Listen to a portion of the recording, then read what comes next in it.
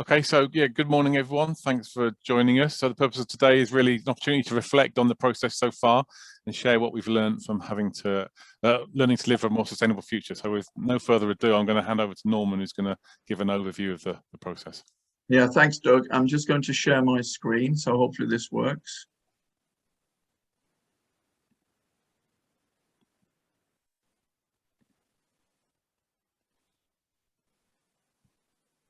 Okay, I like to be inspired by really great thinkers and ideas. So I thought I'd start off with this quote. During the inquiry, I came across this guy called Thomas Berry, whose his sort of title was ecological theologian, which I thought was a very interesting one. But he has written a number of books, and one of them is called The Great Work. And the great work are these great movements in humanity where people push into whole new ways of thinking and being. And I thought this is a really good quote. So the great work now, as we move into this new millennium, is to carry out the transition from a period of human devastation to the earth to a period when humans will be present to the planet in a mutually beneficial way. And I think, if you like, you could think of the SDGs as humanity's response to gear the whole of human civilization into this great work, to steer them into new ways of thinking, which is ultimately about trying for humans to live on the planet in a mutually beneficial way with every other living thing. And I thought, well, that's, then we can position our work in terms of a tiny contribution to this great work. So that was just to kick things off. And just to remind ourselves what we're trying to do.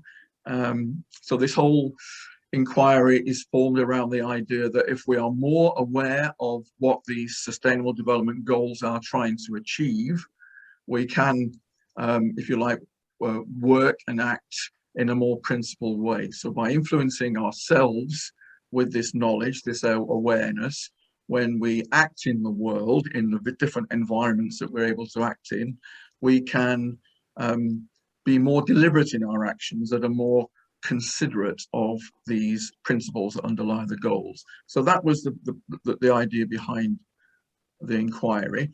And our process then was for us each individually to gain some knowledge on what these Sustainable Development Goals were and internalize them to see if we could make sense of what they meant in the different spaces, environments, places within our lives. And then out of that, try and draw over the 5 weeks of the inquiry some stories of how we engage in ways that are consistent with the SDGs, share our stories, and then as a result of being exposed to other people's perceptions, then we can again develop our knowledge and then ultimately try and draw out of that through analysis and synthesis and reflection more understanding, more meaning. So it's a learning process. And in the end, our intention was to share what we've learned, curate it in a magazine and share what we've learned with the wider world.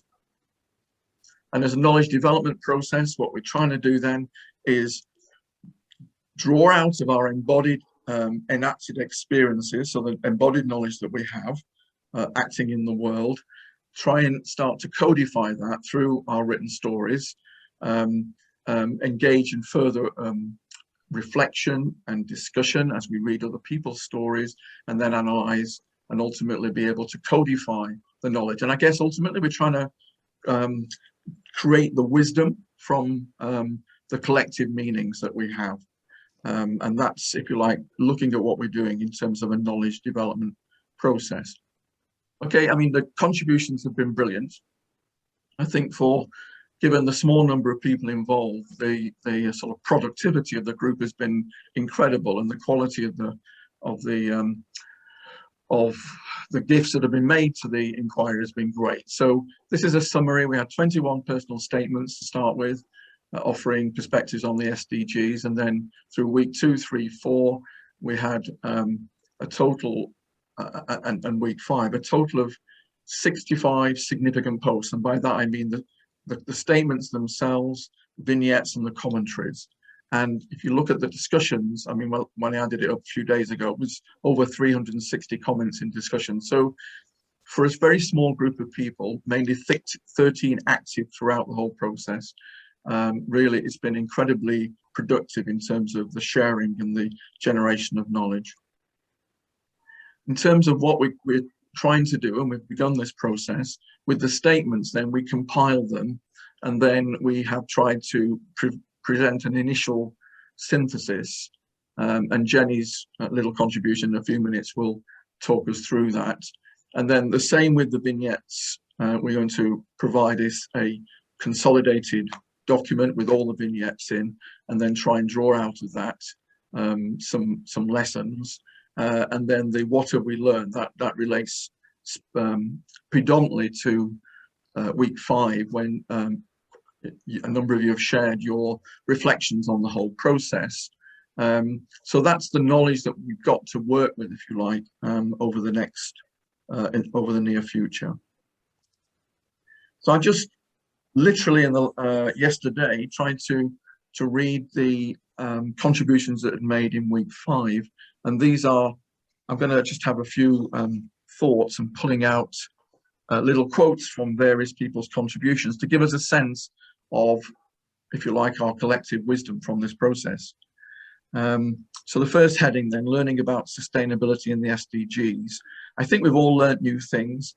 Some of us began with very general and patchy awareness, and I think it's fair to say that we have developed a more systematic and in some places more detailed understanding of what the SDGs mean. One participant said he used the opportunity to change his understanding of the SDGs from an interested awareness of an attempt to be more sustainable in the way I live, to embarking on a personal critical understanding of the details of all 17 SDGs and their 169 component elements. So there's an example of someone who used the process to systematically try to understand the SDGs and all the targets that are within them. Some participants were already versed in the SDGs and had personalized some of them in their own lives. But even there, I think there's a sense that the process helped people move forwards. So in the words of one experienced participant, this opportunity has continued to provide me with nudges and prompts to strive to do more personally and professionally. The one story at a time approach seemed to be a good way of expanding our understanding, because we've all got stories to tell over a range of SDGs. There seemed to be general realization that we do not have to be an activist to engage personally in action towards the SDGs, and that small individual actions can make a real difference. And we all shared examples in our stories of these small individual actions. For one participant engaging with the SDGs, she said it seemed to be quite intimidating at first, but the sharing of the stories helped build confidence to the point where she said, this inquiry has prompted me to think about integrating the SDGs in my work and act with more awareness. And I think the main benefit perhaps through this experience is that we're all encouraged to do more, and we can see more possibilities in our own lives for doing more. And that, to me, seems to be a really positive outcome. The general sense that the inquiry made us all more aware of sustainability issues, and the fact that COP26 coincided was also relevant, and it became a catalyst for conversation with friends and families. One participant said, over these weeks, I've become more aware of references to sustainability in my environment, the media, in shops and cafes and at work, and it stimulated our curiosity to learn. I watched many videos on YouTube that I sought out, which I wouldn't have done before this. And because of my involvement in the inquiry, one participant said, I was curious to follow links and references and to explore resources to be more informed about climate change and sustainability. So emerging from my reading of the vignettes is a sense that caring about something beyond ourselves is the universal motivation for engaging with the SDGs. We'll do more thinking about that as we again look at the vignettes. So the second heading, learning about ourselves. We're all different in terms of our histories, our current circumstances, and our interests and what we care about. And our stories reflect this. In the SDGs, we choose to engage with and reflect upon. Emerging from the vignettes is a strong sense of identity, who we are and who we want to be and become. And the highly personal nature of our stories shows how they grow out of our evolving life. They are themselves generative and emergent in their nature. One participant shared her life story and the insight that I consider my life story as the background for emerging sustainable themes. And another participant said, I've realized that I view myself as interconnected in networks of generations of family, of friends, colleagues, and that realizing this, I felt empowered. The idea that we're not only connected to people, but to other living things, places, environments, and much more, was a general theme that came through the vignettes. And perhaps understanding how we're connected and interdependent is an important consequence of this sort of inquiring process. One participant connected his stories to the values he developed over a lifetime, saying, I found that the SDGs, which are at the heart of my vignettes, relate to the basic or fundamental needs of individuals, water, food, and shelter, and to the potential of education and of technologies to make a positive difference to lives. He then went on to say, this exercise has reinforced my socialist humanist preferences and enabled my refreshed brain to recognize the dangers of capitalism in the extreme. Profit before people, personal over collective gain or profit, goes strongly against the values with which I grew up as a child and a young man. And I guess ultimately the way we engage or don't engage with the SDGs is a reflection of our values and the values of the culture within which we're embedded. So acting on this SDGs is itself a way of living our own values. Third heading, future practice and behaviours. One participant offered perspective that to live a more sustainable life is not a conversation, but an evolutionary process. And she intended to focus her efforts on higher impact behaviours. She said, I've embarked on my approach to adjusting my diet. I'm exploring ways to drive less. I will look for synergies and ways that action in one area can support actions in other related SDGs. And I think, again, in many vignettes, we can see how doing something in if you like, as a concern of one SDG actually helps in other areas of SDGs. With heightened awareness, one participant expressed the view that I think many of us will share. The intention is to continue to be more directed and purposeful with regard to my small contributions, personally and professionally, to a sustainable future. And perhaps awareness becomes embedded in our own morality and will not be able to ignore concerns in the way we could before. And I say this as someone who's quite good at ignoring concerns. Okay, and the fourth heading then, challenges to living a life that is more sustainable. The challenges for individuals are often about being pragmatic, even when you want to base your actions on principles and values.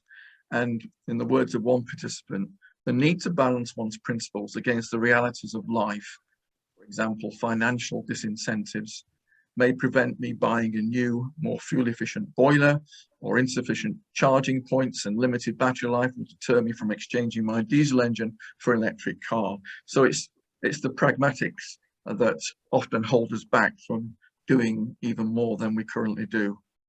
There's quite a lot of dismay expressed over COP26, especially in the discussion, as we were confronted with the reality of trying to bring about change at the global scale.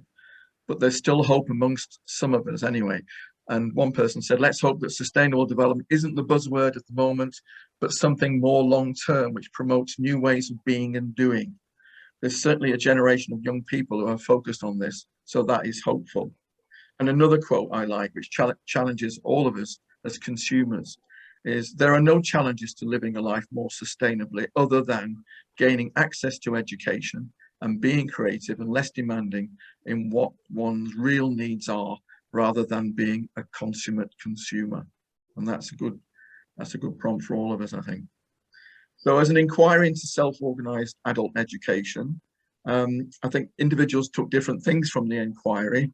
Perhaps we can see a spectrum at one end of those who used it to take stock of their life and use it as a springboard for personal change, and at the other, those who use it as a nudge for more thinking and action in this area. One person said, "This inquiry has prompted and encouraged me to take a focused look at my way of living now and for the future. And this focus seems to have developed a greater personal investment in considering making changes and intensifying my efforts to live for a more sustainable future." And to my delight, one participant reported that she was going to use the methodology in a course that she will teach on SDGs in her schools. In terms of strengths, there's a lot of strengths signaled, very positive comments, the international nature of our collaboration, and we span the time zones from New Zealand to Chile. Knowing that colleagues across the world were thinking about the same challenges, though they might have different approaches, experiences, and conclusions, was really a supportive and encouraging thing to happen. Also, people took all sorts of things from it. So people like the informal nature of the inquiry, doesn't make you feel compelled or controlled. The way it prompted us to think about sustainable future by reflecting on personal lives and stories, personal choice, deep personal learning. I felt comfortable sharing my thoughts, and the flexibility was particularly welcome. On the weaknesses side, I pulled out two: a possible sense of isolation as there was no common focus, and the suggestion that maybe by focusing on a small number of SDGs, that might help achieve like a group focus. And then the second weakness was perhaps it only benefits those who are able to actively contribute, and being delivered on a social media platform, we've no idea whether any other members of this group who didn't participate actively did benefit from this. On the challenges, one person said, "I found that the pressure I placed on myself to read and contribute during the inquiry was uncomfortable at times," and I think all of us must have felt that. And then secondly, maintaining good intentions beyond the event. Perhaps the benefits now feel will quickly fade. And finally, things we might do to progress our understanding and practice. Then we're going to put the magazine together. So that's clearly one way that we will consolidate and progress our understandings. Then new suggestions. Firstly, just continue posting vignettes from time to time in the knowledge that some members of this group are likely to be interested. Secondly, come together again in 6 months to share experiences and perspectives. Thirdly, the possibility of small-scale action learning projects as individuals or in small groups. And fourthly, possibility of developing some sort of an award to recognize a person's efforts to live their lives for a sustainable, regenerative world. So those are the things that seem to fall out of the my reading of the reflective commentaries of the last week. The thing I was particularly interested in and hoping that would come out of this inquiry was the idea that we can demonstrate that when we engage with the SDGs, we can engage with them and aspects of them through the whole of our lives. So I took my 4 vignettes that I'd written and tried to develop from them some sort of tool that would help me analyze this dimension, the extent to which different parts of my lives were involved in these SDGs.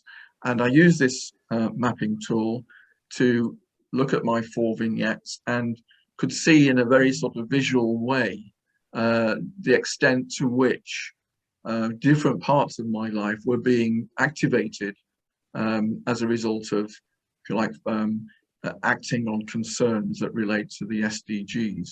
I'm not going to say any more than this, other than it just visually shows that, yes, we do use and can use, and the potential in our lives is there for us to use many different aspects of our lives when we engage with the SDGs.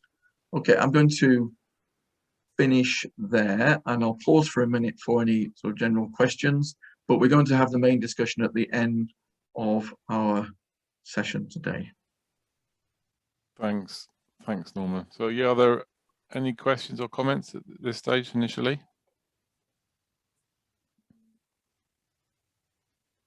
Okay, maybe, can I just say maybe just something positive about it? It's impressive how much has come out, you know, that how much Norman was able to say. Maybe we shouldn't just let that go. It was impressive. There's much more, Melissa, actually, and I think, as I say, I did it very quickly yesterday to try and you know, be respectful to all the contributions that you'd made, but they were great, to be honest. I felt quite buoyed and inspired by what was said, very thoughtfully and very appreciatively. Glyn, I'm very sorry not to admit you. I was